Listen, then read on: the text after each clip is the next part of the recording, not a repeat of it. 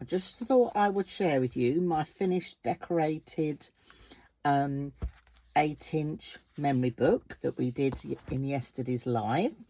So I've gone ahead and added all those final little bits of embellishments and some gems just to finish that off. I've done the back cover the same, just with that joining of the pages.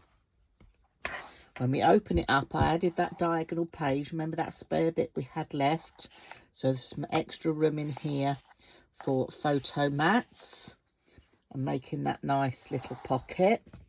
And then on each page, you've got your 2 photo mats, your large in the larger pocket and your smaller one, which again would take a 6x4 on each side in the other pocket here. I've used the tonal memory book kits from Pink Frog, just in case you're wondering which one I've actually used. So beautiful colours. So I haven't stuck these down, so under here you could add you know, your photographs they can tuck behind, but you've got your 8 pages there, all with those double pockets in them.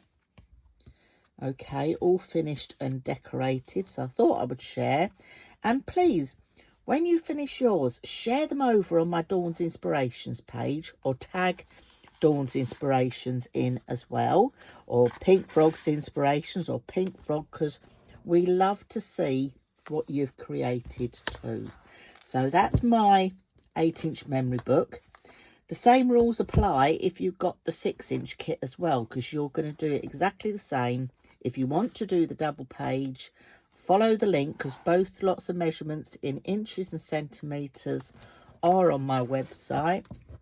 And you know, with that great cantilever hinge, it lays nice and flat for viewing, but also means when you want to post, you can just slide it to one side. Thank you for joining me in yesterday's Facebook Live craft along. I do hope you've enjoyed the project, and I'll share very soon when the next craft along is going to be. Bye for now.